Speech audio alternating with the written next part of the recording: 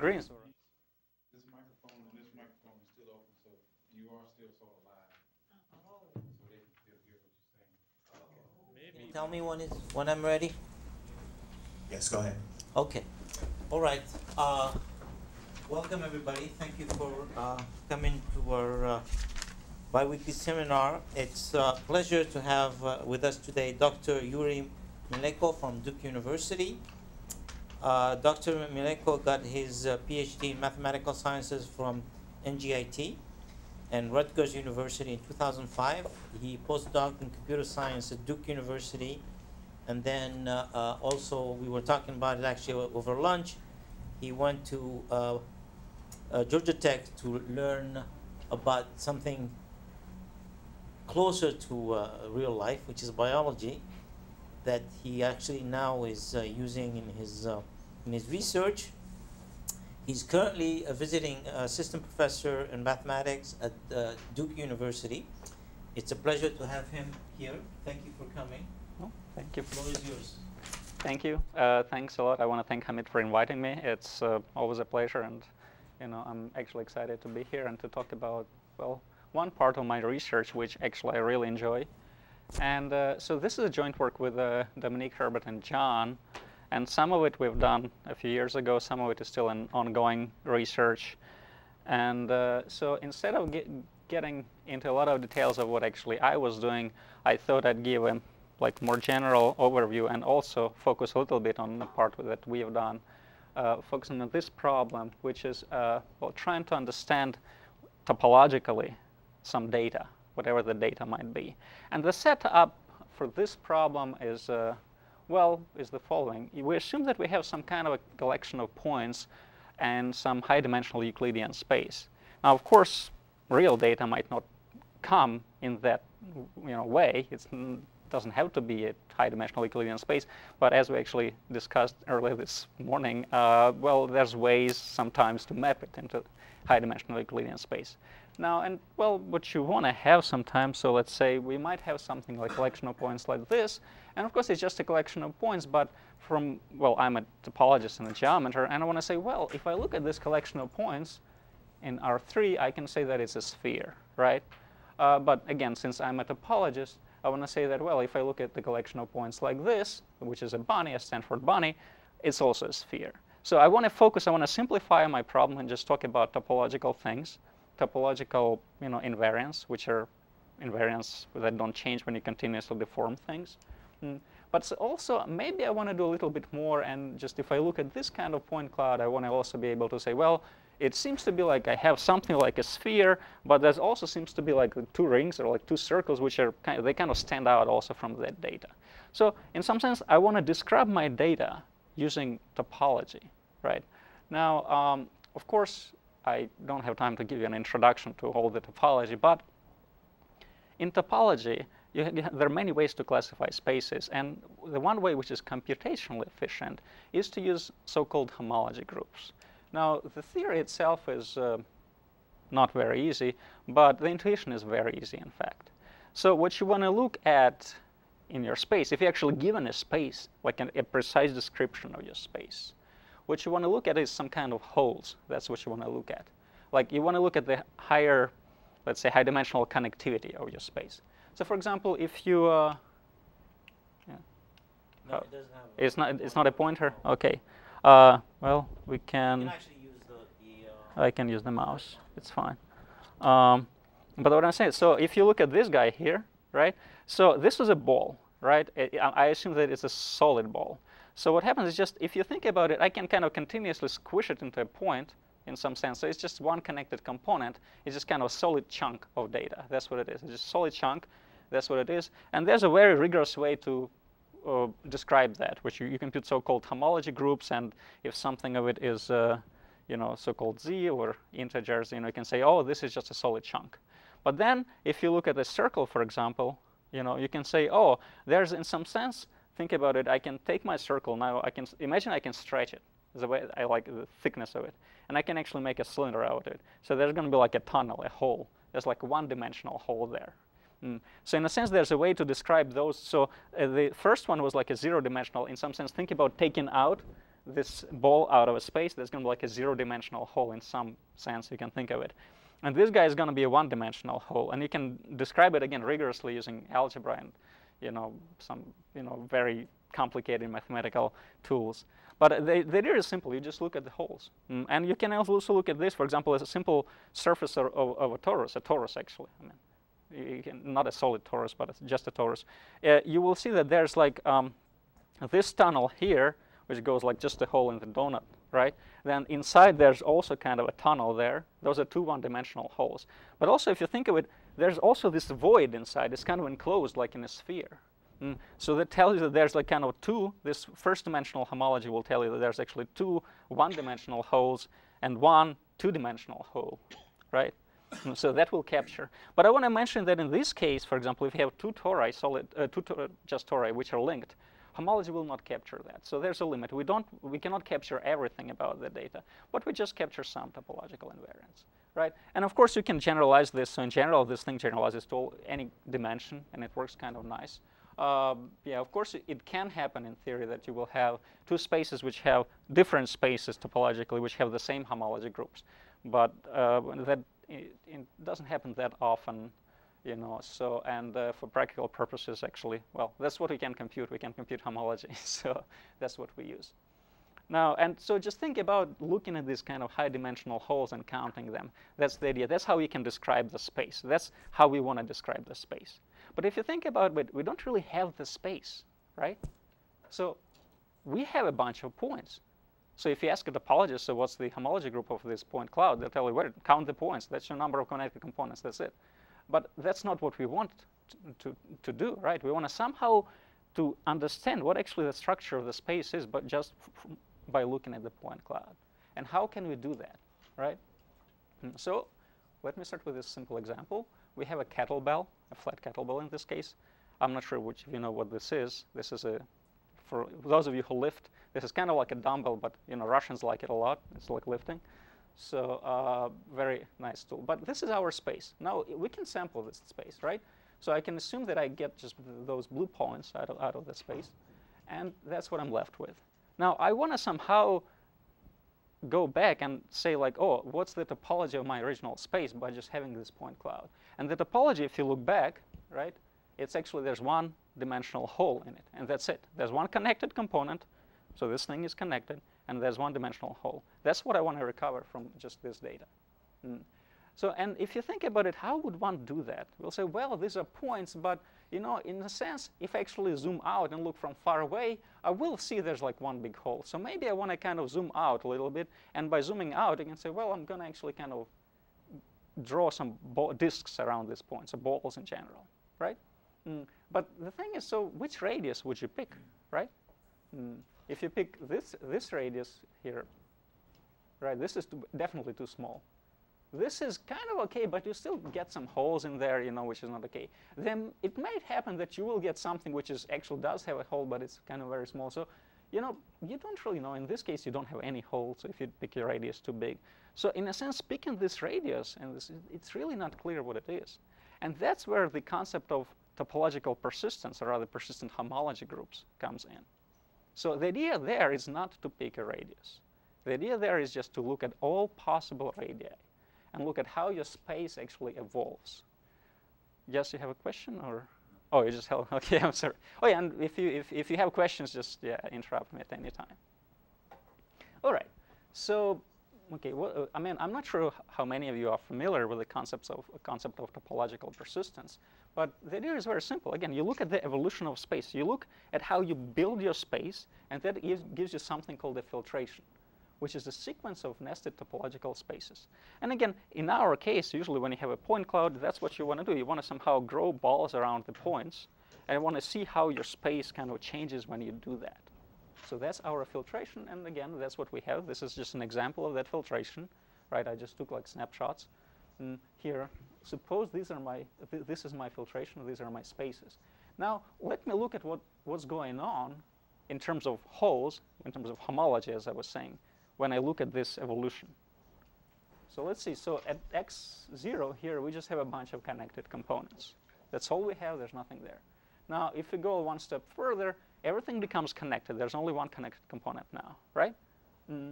So, and then, but there's some holes in there. There's, how many? I actually counted them. 7 1 cycles are born. So I actually counted there's some small holes which you might not see quite well there, but there's 7 one-dimensional holes in this, in X1. If you go to X2, 5 of them actually die, right? To X3, there's gonna die, but another one is gonna be born. So there's something keeps, you know, when you keep increasing the radius, some holes disappear, some holes appear, again disappear, appear. All this thing is going on. But what's interesting, if you notice, at the time X1 here, we created some kind of hole in here. And if you think about it, the same very hole keeps living for a while. At the same time, we also create one connected component here, which again stays the same one connected component for a while, right? So that's the idea of a persistence. Somehow you want to capture the features, which are the holes in some sense. Think a feature is well, technically it's a equivalence. It's a class of homology classes, but you want to look at homology features which are born at some early time, and they keep living. They persist for a while. So something that kind of stays there for a while. As you build your space, you want to look for something that stays there, something persistent. Because why? Because you think, well, if something just kind of appears and disappears right away, maybe there's just some noise or something that stays there for a while. Maybe that's something important. Well, the question is, what is a while? But that's a different question. And again, so you can do this kind of formally, and so you can actually look at something. I mean, this is a precise mathematical description of what you look at. In some sense, you look at this map here, in here. What it tells you, it looks at the holes, p-dimensional holes, say in this space, somewhere here, and it looks at which of them are present here, but which of them are still present here as well. So it kind of captures something that kind of stays alive for a while. That's how you can formalize this in terms of not homomorphism on homology groups. And then you want to actually kind of figure out which of those classes, which of those features stay for a while, and you want to capture those, right? That's what you want to. That's the kind of the idea of persistence. And again, you can write down a lot of mathematics, which is very cool about this, and you know, there's still a lot of interesting work going on there. So this is the tool that we know we can use, you know, to kind of describe topology of some, you know, space that is evolving. But as I just mentioned, I was talking about growing balls. If you really want to do something, that's not the best way to do things. It's actually not easy to compute things with actual balls. So what actually you want to do is something a little different. And that is, you want to do a simplicial complex approximation of your space. So you want to go from the union of balls, you want to go somehow to a simplicial complex, which should have, well, ideally, should have the same topology as a union of balls. That's what you would want to do. The question is, how do you do that? And there's way, and again, there's many simplicial complexes that can actually do something that you want, and some of them, well, some of them works computationally, some of them don't. So how can one do this? Well, this is actually a definition of a simplicial complex, and I kind of assume that most of you should know it, but in any case, a simplex, in some sense, I mean, geometrically, just a generalization of a, you know, a point, an edge, a triangle, you know, or a tetrahedron to higher dimensional thing. That's pretty much a simplex. And in a sense, a simplex is described by its vertices, so you can actually don't think in geometric terms, you can just think in terms of like vertices, right? So any collection of some items, right, can be simplex. And a simplicial complex is just a collection of simplices which kind of fit together nicely, right? For example, tetrahedra should fit together along the, well, faces or edges. They shouldn't intersect, actually. That's pretty much what a simplicial complex is. And you can, again, think about simplicial complexes in very abstract terms as well, which sometimes is useful. So anyways, so when we have, like, how can we construct these simplicial complexes? Before I go on, I want to introduce a couple of notation things. I will use them, although they're very simple, although can get a little confusing. So with this A in here, that is, I have A sub k, for example. So to say a simplex, we can think of a simplex as just a collection of vertices. And in that case, in my case, vertices of a simplex are going to be from that point cloud that I assume I have, which is given to me. So, and if I have a simplex sigma, for example, I will just kind of take a ball of radius alpha around each of the vertices, and I intersect those balls. And the intersection I will call A sub sigma of alpha. That's what it is. So for example, in here, if I had a triangle, if my simplex were a triangle, right, this would be its vertices. I take a ball of radius alpha around each of those vertices, and I look at the intersection, and that's what I would call A sub sigma of alpha. It's just a nice and very well useful notation which simplifies a lot of things. And the same thing for half spaces. So what I would do if I have two set of points, and again think of like say a simplex and some other points. For example, in here, if I have a blue point here and a bunch of black points here, I look at the half spaces that separate the closest points to the blue point and to the black point. For example, this line in here, actually the dotted line in here, it would separate, it would be like a bisector between the blue and the black point, right? So the points on this side of the dotted blue line would be closer to the blue point. On the other side, it would be closer to this black point, right? So, and then I can do the same thing for many black points here, and I can look at the intersection of those half spaces that give me the region which is closer to the blue point, which is nothing else but a Voronoi cell of that point, in fact.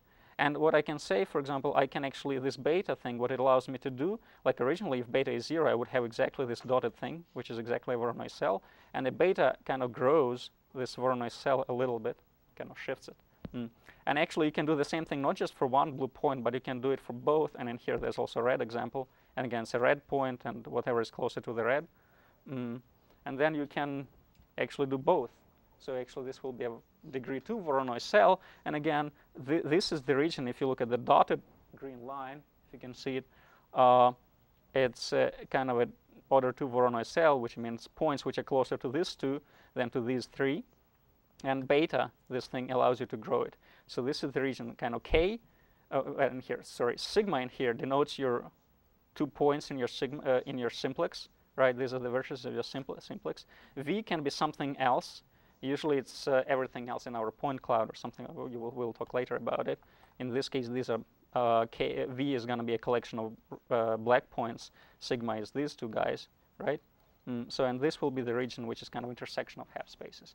This is, again, it's just order 2 Voronoi cell, which beta allows to blow it up a little bit. So I will use it. Just turns out to be a useful notation. That's all. But I mean, if you get confused about it, just forget about it at all. If you don't understand it, you will understand the talk without it as well. So let me first talk about something which is called a check complex. So this is the very simplest way to go from a union of balls to the simplicial complex. So what we do, so you can think, okay, I'm gonna take suppose I have balls of radius alpha, right? So I look at the intersection of those balls, right? And I'm gonna do the following trick.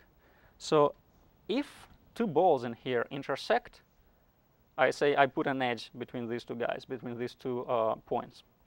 If 3 balls intersect somewhere, I put a triangle, the corresponding triangles, right? So if I have like these are my vertices. I have balls around them, and they have a non-empty intersection. I say, well, I put a triangle there. That's what I do. And that actually will give you from this point cloud, so rather from this union of balls, you will have this simplicial complex, right? There's an interesting fact about this simplicial complex. It is, in fact, so-called homotopy equivalent to the original union of balls. So it has the same topology, let's say technically homotopy type, which means all the homology groups, all the holes are preserved. They're going to be there. That's exactly right. So this is something we do want. There's a little bit of problem with this guy because, well, we have a planar data here, right? We just have a point cloud in a plane, simplest possible case. But this simplicial complex can give you higher dimensional simplices. Because when you grow your balls, you can assume that more and more of them start intersecting. And in this case, I grew my collection of balls a little bit, and now I get a tetrahedron there. That's what will happen. So this simplicial complex, this check complex, it will not be embedded in the same space as your point cloud. It can become really high dimensional. It will still have the same homotopy type is the union of balls, but the simplices are going to be higher dimensional. So also, if you think about it, even like computing, checking if the intersection is non-empty, computationally, if you think about it, it's a non-trivial problem. It can be solved, but you know, it's technically not very easy to do. So sometimes people do, well, a lazy version of a check complex, which is so-called Rips complex. All you do is say, well, I'm going to just check for edges. So I'm going to just look at the pairwise distances, meaning that if I have my radius alpha and I have 2 points, I just check if 2 balls intersect, and then I add an edge, right? And as long as I have all the edges, right, for a triangle, I also fill in a triangle there. I also add a triangle. If I have all the edges for a tetrahedron, I add a tetrahedron as well. This is kind of a lazy version, so you don't have to check for, you know, larger intersectional balls. Like, so this is. But you still have higher dimensional simplices. Yes, you still have, of course, you actually will have more of them.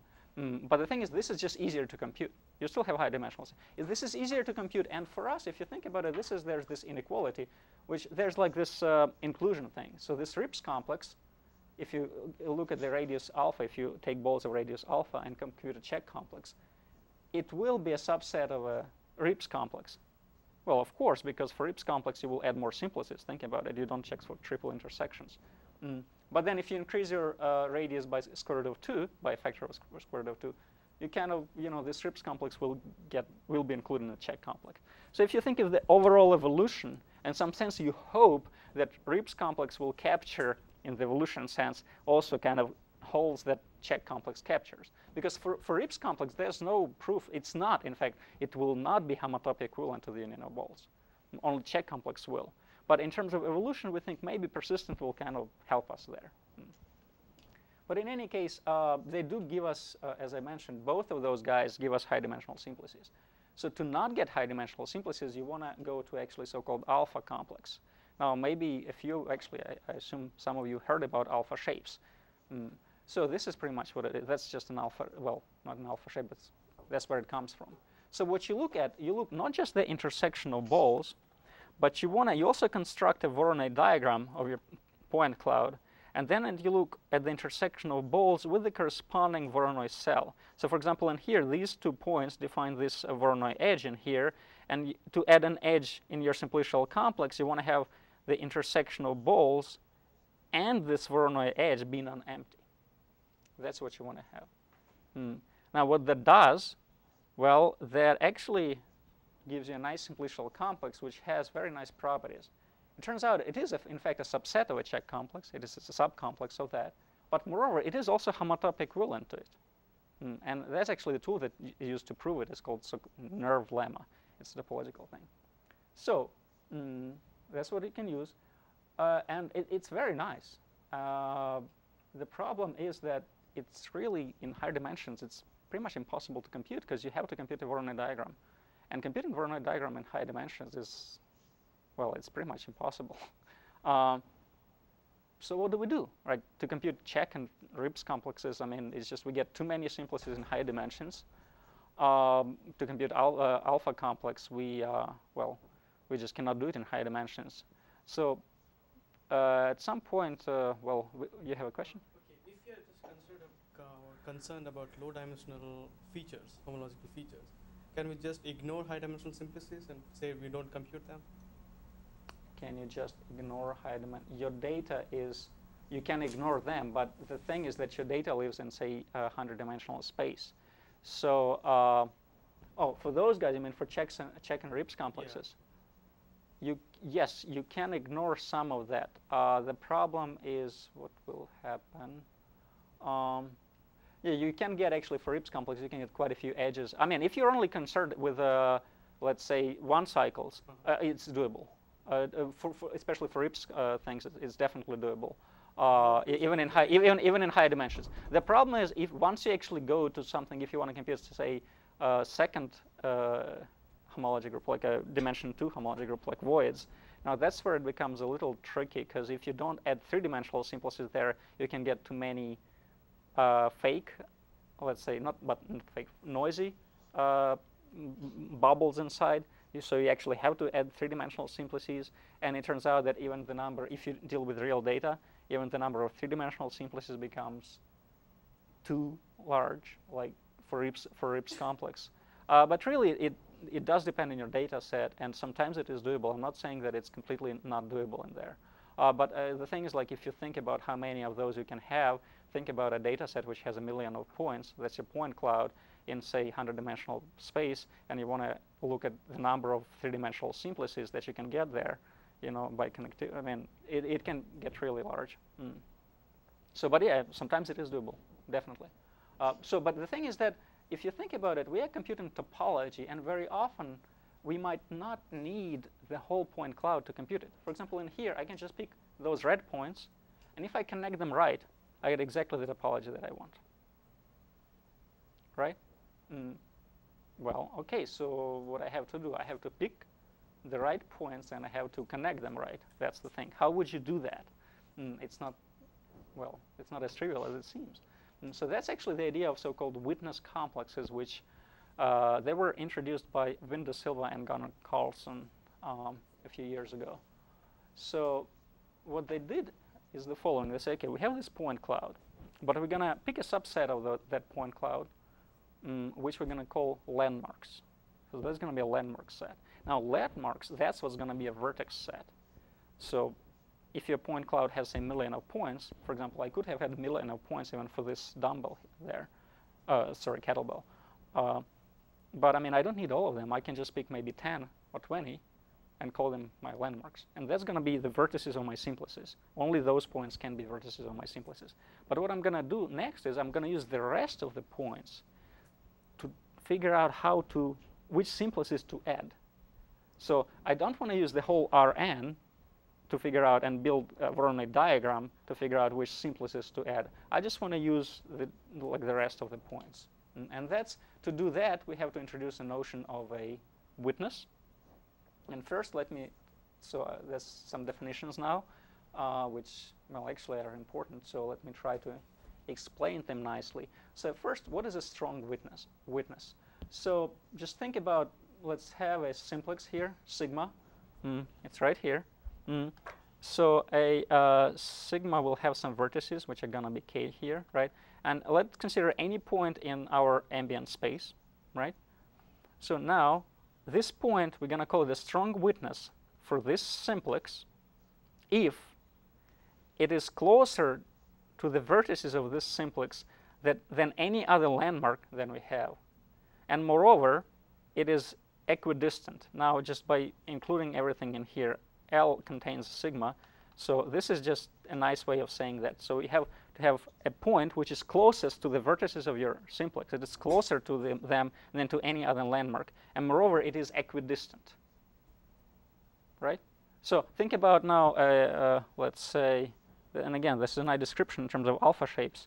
Right? So the Voronoi diagram here, right, gives you strong witnesses. Here it is. So if you have these 2 points, this edge here is going to be a set of strong witnesses here, right? Because any point on this edge is going to be closest to these 2, right? It's going to be closer to these 2 than to any other. And moreover, it is equidistant from these 2, right? This vertex here, Voronoi vertex, is going to be a strong witness for this triangle, right? And that's what a strong witness is. Now, you should notice that a set of strong witnesses has measure 0. That's not an interesting thing. Now, why is it important? Because to figure out which simplices we have to add to the alpha complex that I was talking earlier, what we had to do is to check for existence of strong witnesses, right, of edges and, vertices of Voronoi diagram. That's pretty much what we were doing. Now, what I'm saying now, we don't want to deal with the whole RD. We just want to deal with the rest of the points, with our point cloud that was sampled from RD, right? And we want to use that point cloud to figure out which simplices to add. Now, if the set of strong witnesses has measure 0, we don't have a chance of hitting actually a strong witness. So there's not going to be strong witnesses in our point cloud, so we cannot actually use those to figure out which simplices to add. So, but what we can do, we can make our strong witness, we can make it oh yeah, this is just to show you that, yeah, the sample here, actually none of these points actually lies on a Voronoi edge, which means we didn't hit it. So the probability is 0 that you're going to hit it. So, but we can go from a strong witness to a weak witness. And weak witnesses in this case is better. Why? So what is going to be a weak witness? So what we relax here is the condition of being equidistant. So a weak witness is still closer to the vertices of a simplex than any other landmark, right? So this is any other landmark. But we don't impose the condition of equidistance. Like, it doesn't have to be equidistant, it just has to be closer. So what does it mean? Well, let's see. So now, for something, for example, for if you look at these two guys here, right, and if we're going to think about the edge between them, right?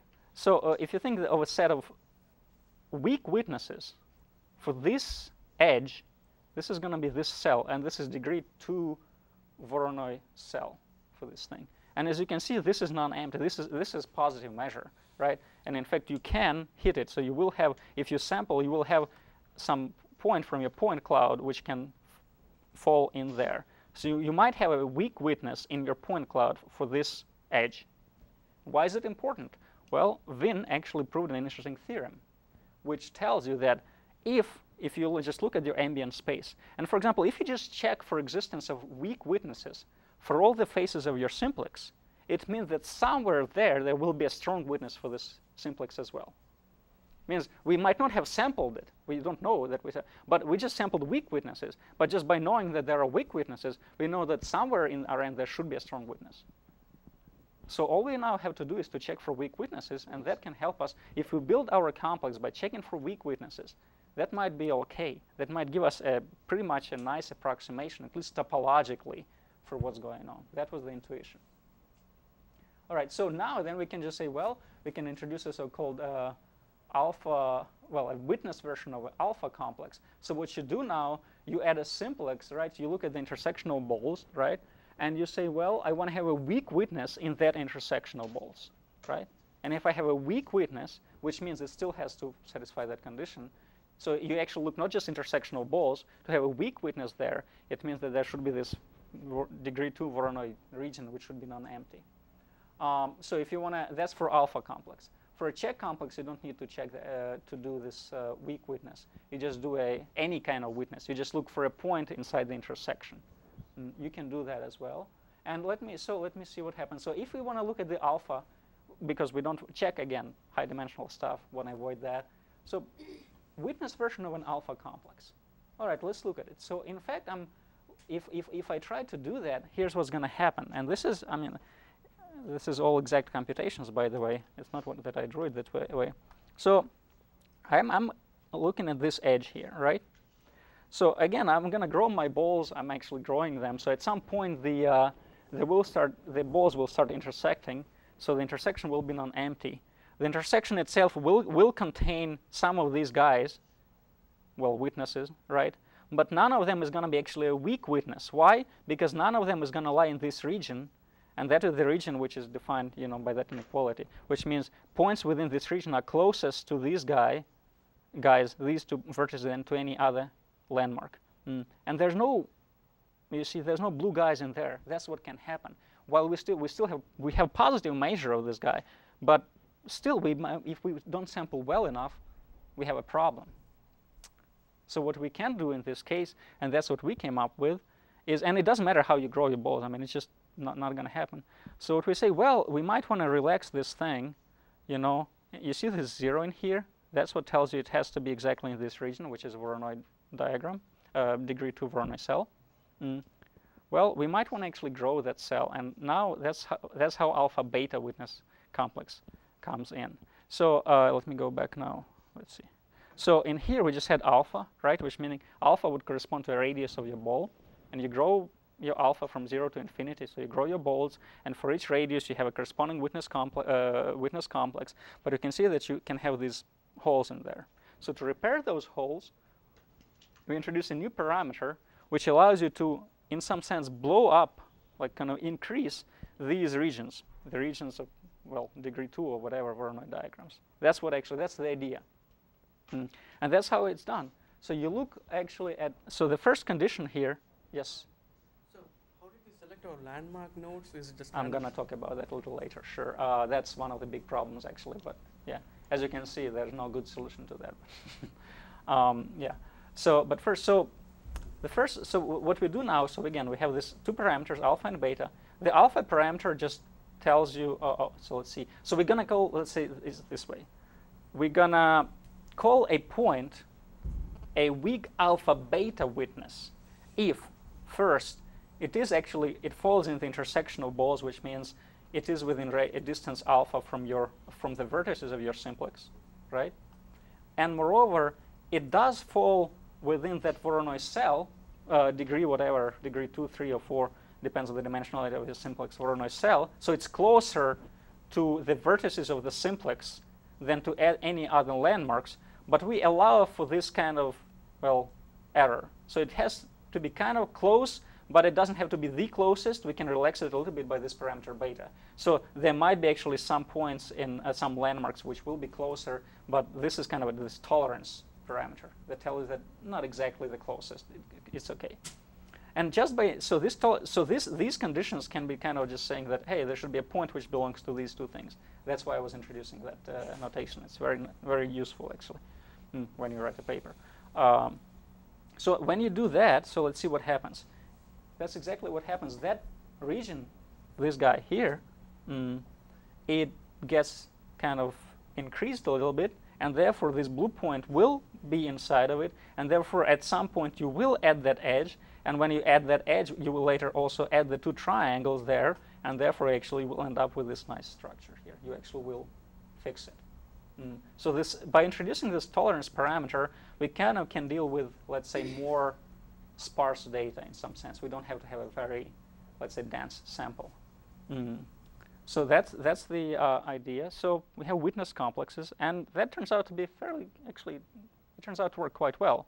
So how actually we use it in practice? Oh yeah, and by the way, what we proved, well, forgetting the very nice theoretical result here, but that's an interesting result. So if you assume that your sample is in fact the whole ambient space, right? So what you will have that your alpha beta witness complex will turn out to be just your alpha shape. So if you assume that you picked your landmarks, but your space of witnesses is the whole RD, so you kind of have everything in there, so that your witness alpha beta witness complex is in fact going to be topologically just an alpha shape, regardless of what beta you pick. That's an interesting part of it. Beta will not matter in that case. That's that's an interesting thing. So you see this tolerance thing, it allows you to add more simplices, but it turns out that if your set of witnesses is the whole ambient space, the whole RD, then you add simplices which don't add new holes. That's what happens. You stay homotopic equivalent to the original alpha shape. But the thing is that if your space of witnesses is not the whole RD, then your alpha complex can have some holes, and by adding those simplices, you can actually maybe repair. That's the hope, right? So that's the basic idea. That's the intuition why we did it that way. All right. So now let's put things together. So what we have with alpha beta witness complexes, what happens is that these parameters, and that's an important actually property, but it's very kind of intuitive and trivial, that if you increase your parameter values, then your resulting witness complex will contain the previous one as a subcomplex. So you will, in fact, if you just increase, for example, you can fix in here parameter beta, you can fix your tolerance parameter. And then you can increase your alpha, your radius of your balls, as we were saying, from 0 to infinity. And in that case, you will get a sequence of simplicial complexes, and they're going to be nested. Once we have that, as I was saying, we can use persistent homology to compute homology group of this sequence of nested topological spaces. So what we can do then, we can actually, what we will get for each hole, for each feature that we will get, we will find in this filtration, we can record the time when the feature was created and the time when the feature died, right? So we'll have for each feature, we'll have two numbers, birth and death. And we can actually plot those numbers. So this is just a toy example here. So we start with, let's say, 3 points. Then we connect them with an edge here. Then we get another edge and another edge. In this case, we actually created a hole, and then we fill that hole with a triangle. So what you can do, you can record this information, for each feature. You can take the birth and death, and you can plot them as points on a plane. So for example, the x-axis here is going to be birth. The y-axis here is going to be death.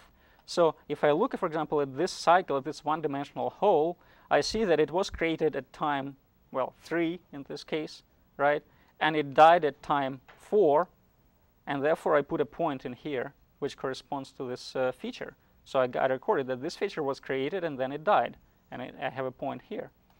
Now, if you look at dimension 0, which means that connected components, you will see that I had actually at time 0, I already had 3 connected components. Then one of them died.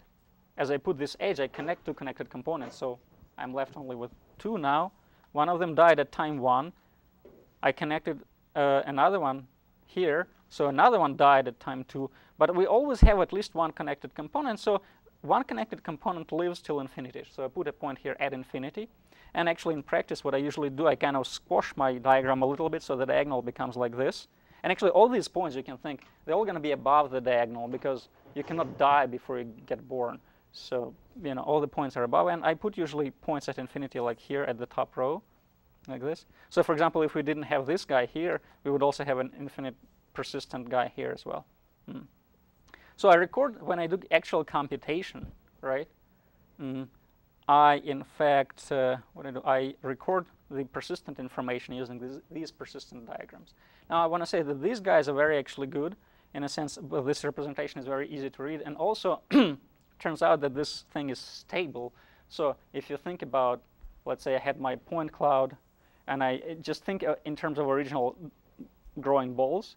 So if I have a point cloud and I grow balls, and I compute these guys here, there's just a collection of points a little bit, and then I, for example, perturb my points a little bit because there always can be some noise, and I do the same procedure again. Turns out that I will get a diagram which is very close to the one. So the distance between diagrams kind of it will be close to the distance between your original kind of point clouds. That's the important part, the stability. So this thing is kind of stable. All right, so that's very nice. So here's the thing. I want to compute it with witness complexes. And as you ask, so how do you select landmarks? Now, to be honest, this is still a problem. And what we do usually, this is usually what is done. And it's just a random choice. You just say, OK, I want to, let's say, 500 landmarks. And again, the number of landmarks you need, again, you just say, well, maybe I want like 20% or something. But there's not really a very good estimate on how many landmarks you need to recover topology. So, and in a sense, there's no kind of guarantees that you will recover anything. This is like, there's still some lacking theoretical aspects of this work, and well, largely because it's just difficult to prove anything. The problem is that you would want to use some statistical approaches to this problem, but statistics and homology, and especially persistent homology, they don't mix yet, and actually that's what we're working on, trying to mix the two. So, but usually you just do random choice. Then what you can do, if you know, for example, this method might work better sometimes. It's called Maxmin Method. Especially if you say, imagine a sphere and I have a sample in a sphere. I pick the first point randomly. Then the next one is going to be the furthest from the first one. Then the third one is going to be the furthest from these two. Right? And the next step, I always try to find the furthest points from the ones that I have already picked.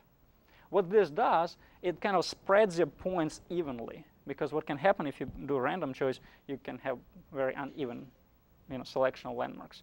This kind of takes them evenly. What's the drawback of that? If you do that on the sphere which had rings, forget about rings, you will never recover them. You will spread your landmarks evenly, and you will just capture a sphere. So random choice in that case would work a little better. So, but in some sense, what you want to do, you want to pick your landmarks so that they somehow approximate the original distribution of your points. That's kind of what you want to do.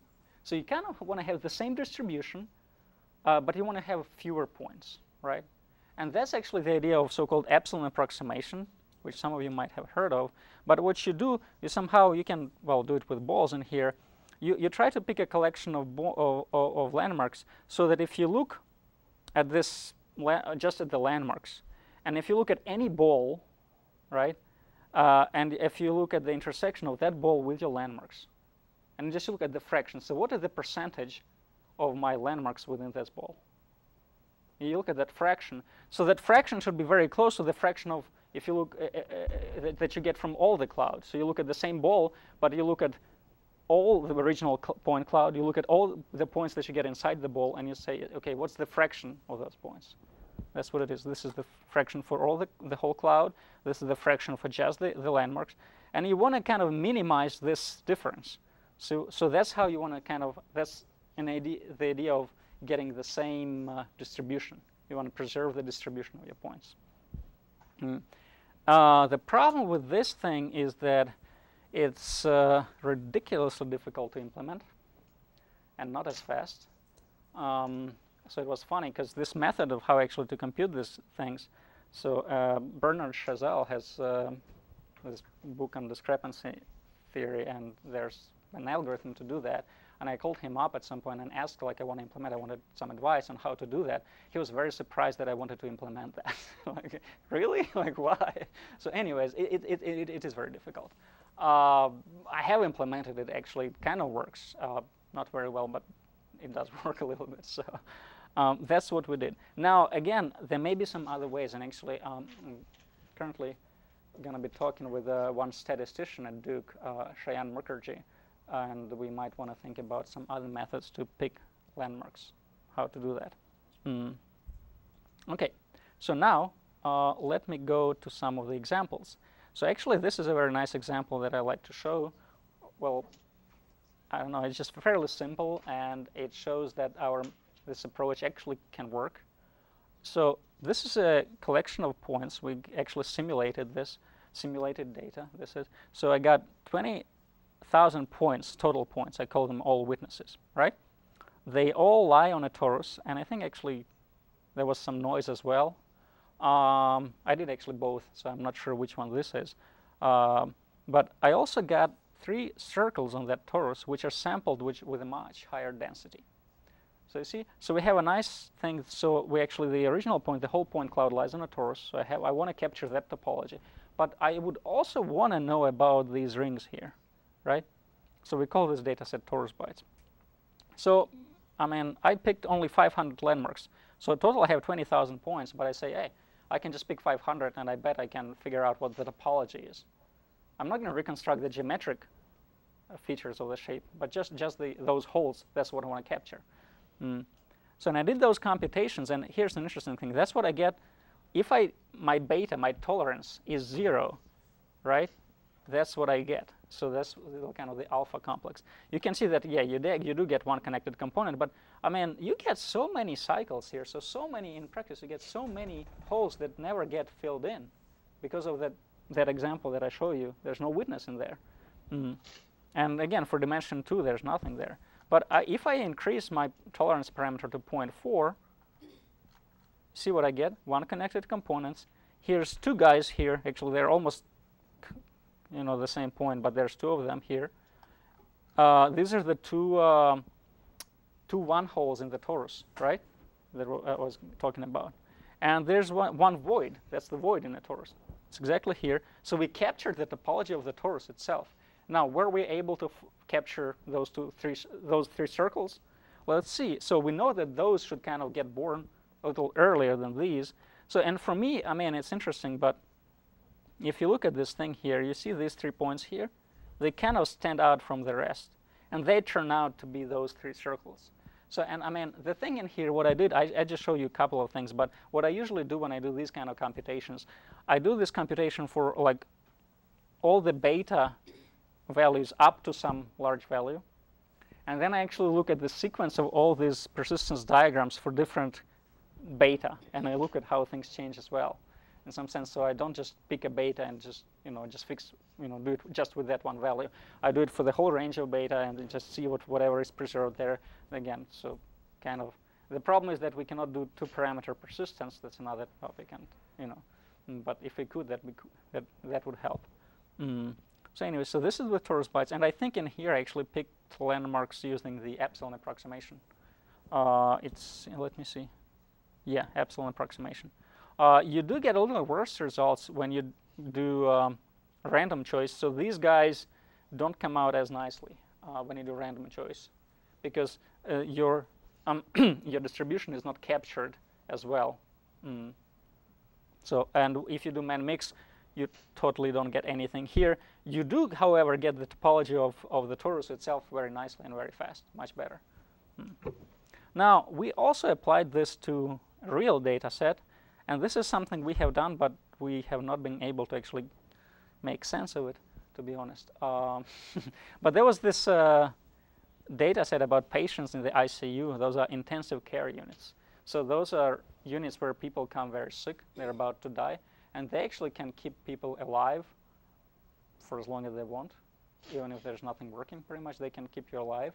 The question for them is like, what they want to know is whether a person is going to die or not, whether there's hope.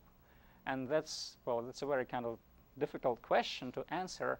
And they have some, let's say, estimates on how to do that, how to estimate whether a patient is going to die or not. And because for them it's very important, because usually they just don't have enough room in those places. So they kind of want to clean up. I mean, it's a very kind of difficult topic in general, but that's what doctors face with. And they have some, let's say, indexes that whatever they compute, which tell them what is the likelihood of a patient actually recovering or something like that. So, but what they measure a lot of physiological parameters for a patient, like temperature, heart rate, whatever, respiratory rate, blood pressure. Then there's also these guys here. There's about 200 something parameters. And here I picked only, I think, 8 or something like that. And if you pick those measurements, there's going to be like a cloud in 8-dimensional space. And this is just a projection of that thing onto the heart rate, respiratory rate, and mean blood pressure. This kind of looks like, I don't know what. There seems to be some kind of structure. We don't know if there's any structure, like topological structure in there. And I actually did compute some stuff in here. And I mean, to be honest, I myself have a little trouble interpreting these results. There's definitely seem to be some, so we have random choice and epsilon approximation. There seem to be like there's only one connected component, but if you look at, this is what I did also, when you see how connected components merge, you can build something called dendrogram, and this is just a, because in fact persistence gives you a so-called hierarchical clustering method. So that's pretty much the description of that. And it's kind of interesting. I put the number of elements in each connected component, and it does have some interesting structure. For example, it seems like there's some patients on this side, some patients on this side, and there's some different group of patients here. So you can kind of do some clustering there and see, oh, there seems to be some kind of structure, some kind of 3 clusters maybe or something like that. You know, but it's still difficult to figure out if it's exactly there or not. But I seem to have gotten this kind of structure every time I would run something. You can look at the dimension 1, it means like cycles, and I honestly cannot make up anything out of it. There seem to be, I did a lot of experiments. You do seem to get like these points which kind of stand out, but I'm still, I mean, the problem is that you still get a lot of noise, so you're not sure about that. I just really couldn't get rid of noise. Why? Because, well, I think I would have to increase my beta really much to much larger value and compute. What's the Cerner data? Cerner, that's just the company name. That's the, I see. yeah. That's just, yeah, that's the company that provided us with the data. Oh, okay. I thought it was something that I didn't No, know. that's the data from ICU. That's Okay. what I was just describing. Yeah, it's just the name of the company. But does it represent something physical or something? What, Cerner? No, No, this particular data that you have. That's what I was just saying. So the measurements are actually physiological measurements for patients in intensive care units. Heart rate, mean blood pressure. So each patient has that, right? So when on the first day when they get there, they measure all those things for you, and that's about 200 something measurements there. So for each patient, there's many patients. So for each patient, I only took 8 measurements, which are listed here. So, and what I want to do somehow then, so I have about, I don't know how many, I forget actually how many, maybe I say it somewhere, maybe not, about a few thousand, let's see, how many thousands, I forget actually, but actually quite a few thousand of patients, right? So I have those. And what I want to do, I want to somehow maybe describe the structure of this point cloud. So each patient is a point in 8-dimensional space. Right. And have this point cloud. And I want to somehow describe the structure. Maybe some topological structure in this point cloud will tell me which patients are more likely to live and which patients are more likely to die. So eventually I want to do maybe a binary classification of who's going to live, who's going to die. But maybe also that structure can help us understand, let's say, what we have to do to help a patient to recover. Because in some sense, if you think... But looking at topology, there's Yes. no the real physical meaning, though, right? That's the thing. How do you go back? And that's actually one of the big questions I have. Oh, okay. Yeah. We can compute that stuff. We can compute topology of this point cloud, but what does it mean? Okay, that's what I'm. Yeah, and that's, I mean, and I find, so in some sense, so usually when we talk about one-dimensional cycles, right? So let me go here. So the presence of a one-dimensional cycle, it seems like there's some kind of periodicity there. That's what it usually means. So it means that your patients are somehow, you know, you can go from this patient, you can actually, maybe there's some parameter or something, so you change something in that patient, some, you know, heart rate or something, and you go to a different patient, maybe sicker, maybe not, and you go like sicker, but then, opa, you go healthier. So this kind of gives you a path how patients are maybe, you know, and periodically distributed around. And then if you know that structure, then and you know what heart rates there are, for example, you can say, oh, maybe I shouldn't go in the middle, because they can give you drugs, they can put you anywhere. They can increase your heart rate to any value. They can do anything they want with your physiological parameters. The question is, what should they do? So with one cycle, it's kind of, you can describe what's going on. With the two cycle, well, with two-dimensional bubble, it's actually not clear. And it's interesting because in this cloud, actually, let me go. So I did do something. So in dimension 2, so I did some computations, and I'll tell you a little bit later. There seemed to be, well, I have 3 minutes. There seemed to be some kind of two-dimensional cycle there. And I have no idea what it means, to be honest. Okay. I cannot really interpret it. And it seems like, I mean, the problem is here again, we choose landmarks, and this cycle is like a cycle formed by landmarks, right? So if you pick different landmarks, what happens? How do you relate those two things? And that's what one actually can try to do, but it's still, it's kind of, well, it's definitely not an easy question to go back from topology to, let's say, biological or physiological parameters. But the topology of this data will pretty much change. Suppose if you change the units of your measurements, right?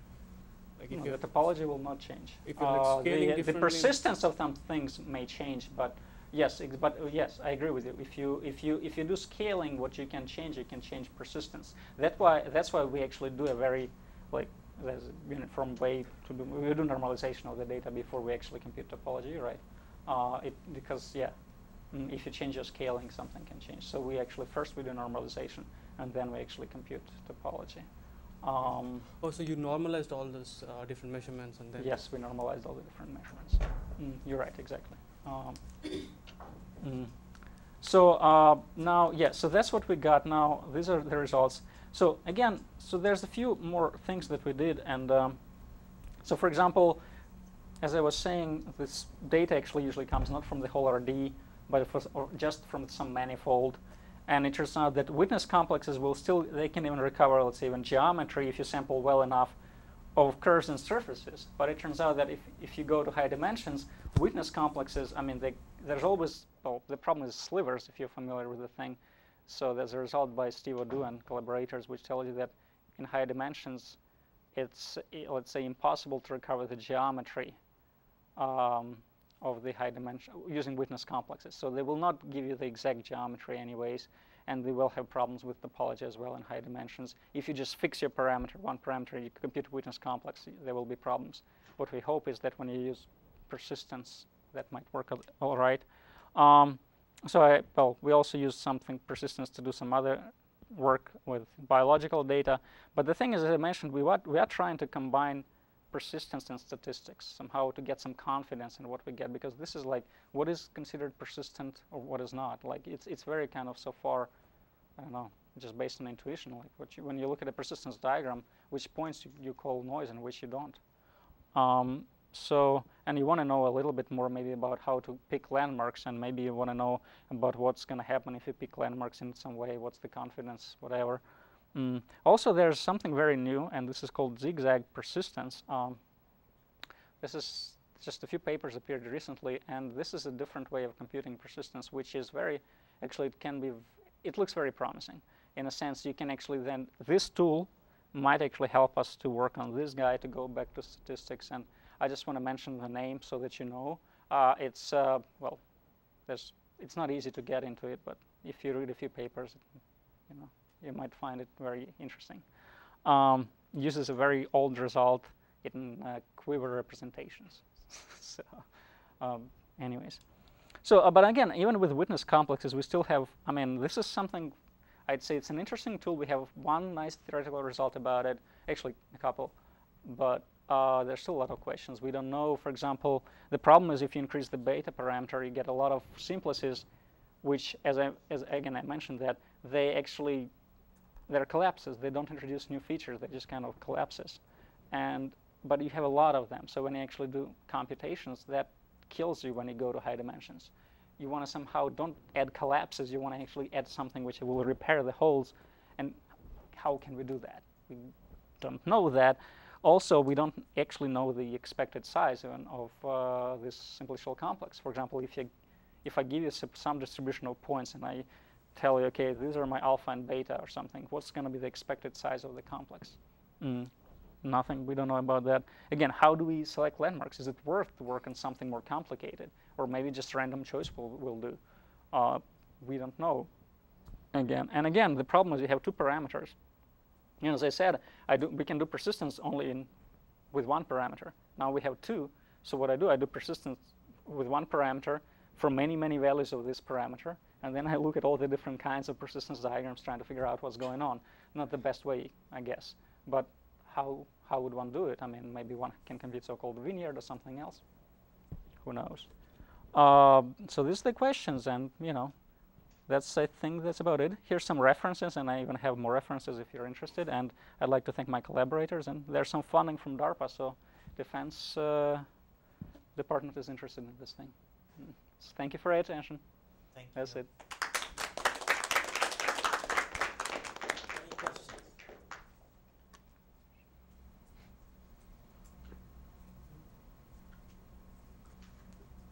No questions? I think I have one. Not so much related to what you taught before, but just kind of a curiosity.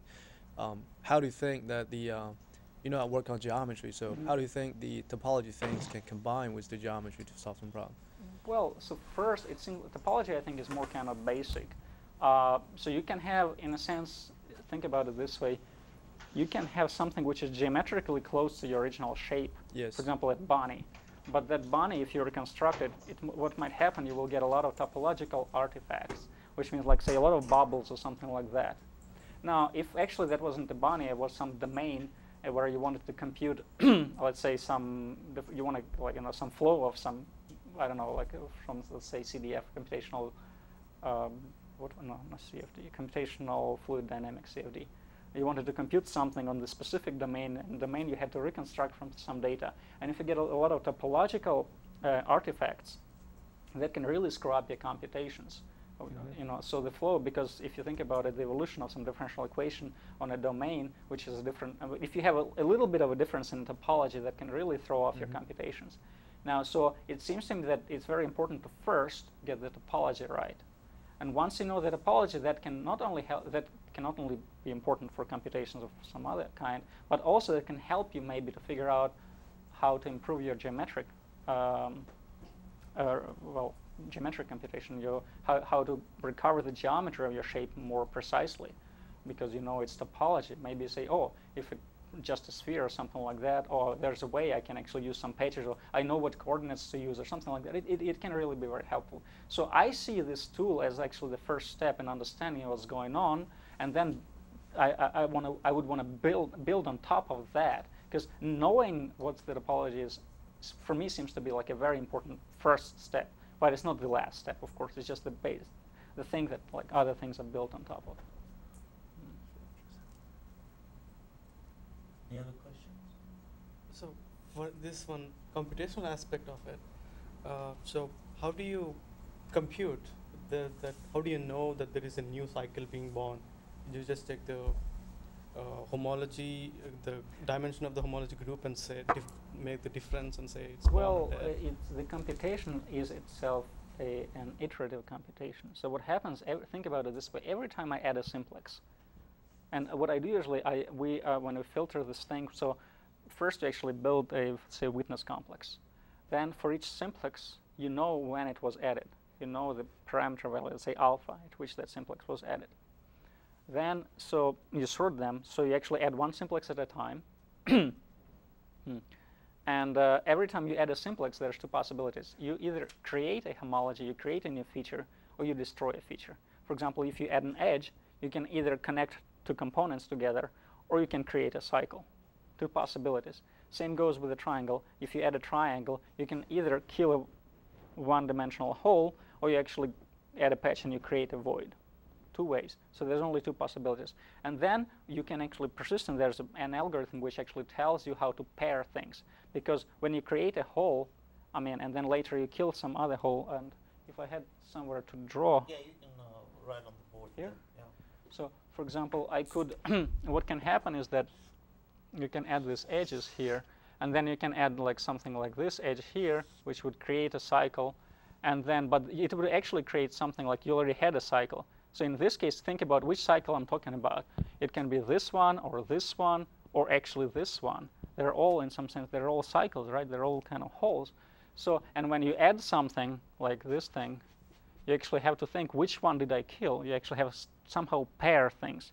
So, but it turns out that persistence, what it allows you to do, it actually allows you to pair things. So whenever a simplex that creates something is called a positive simplex, a simplex that kills something is called a negative. And persistence actually tells you how, rigorously tells you how to pair them, something that is positive and something that is negative. So you actually get, that's the way you do it. You actually pair those things, and it's an iterative procedure, but it is in some sense just a Gaussian elimination to some extent. And I must mention that it works only, if you know homology theory, for field coefficients. So you can do this computation only for field coefficients. Otherwise, it's not possible. So yeah, but I guess that helps. Okay. One last very quick question. Do you know if there's been any work towards trying to come up with dynamical system to model the evolution of a given, say for instance, I'm given a network, a network of sensors or network of points or what have you, and then somehow that network is evolving, changing, topology and things. Do you know of any work that's been done along this direction? I'm not sure about network itself, but in terms of time-varying things, so actually Dmitry Morozov worked on time-varying persistence, and some aspects of his work might be useful in that respect. But in terms of actually rigorously, like in terms of time series analysis, topological analysis or persistent analysis of time series data, almost nothing is. I'm not aware of any general work. If somebody has done it, I don't know. I know a group at Stanford, at Duke, and I pretty much know quite a few people who do persistence and this kind of topological ideas. Topological data analysis. I'm not familiar with all the groups in Europe, so those guys could have done something which I don't know, but I don't know, and that is something I am very interested in, to understand like time-varying data. Yeah, for us it's a network-oriented network. Oh yeah, but it doesn't have to be. Even like those silhouettes and some other things. For me, it's actually more biologically oriented, as I was mentioning, because in biology you always have time. Something always evolves, and you want to understand what exactly happens. That's Scott's work. Right. Yeah. Right. So. All right. Let's thank our speaker again.